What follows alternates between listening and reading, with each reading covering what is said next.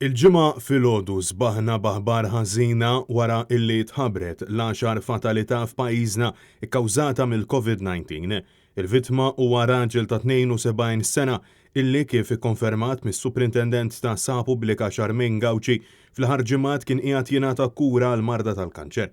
Ir-raġel ġie kkonfermat pożittiv għal coronavirus fl-14 ta' Awwissu u beda jingħata kura fl-Isptar St. Thomas u aktar tard ġie trasferit għal Mater Dei.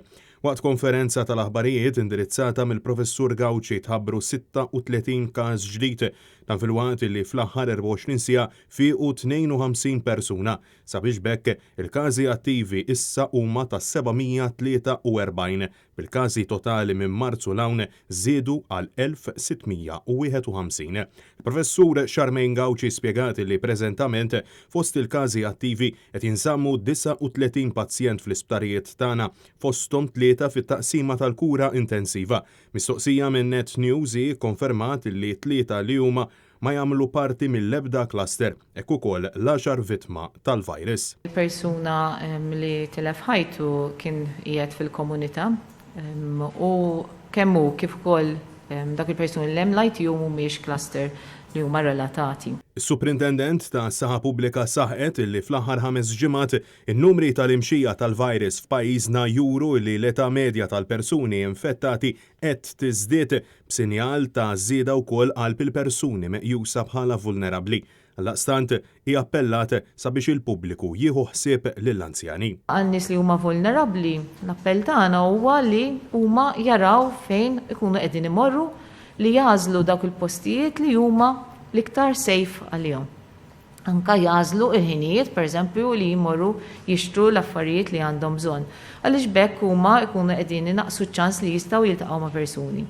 U anka li huma jilbsu l-maskri imma wkoll responsabilità fuq il-komplament tal-popolazzjoni Maltija li wkoll ikunu huma responsabbli għan-nies vulnerabbli tagħna li ma jirsqux ħafna tagħhom u li dejjem jilbsu l-maskra jew il-visor. Il-Professur Gauci konfermat li f'pajjiżna qed jiġu nnotati wkoll effetti kollaterali fuq persuni li jkunu fiequ mill-coronavirus, b'mod speċjali fuq persuni li jsofru minn problemi respiratorji.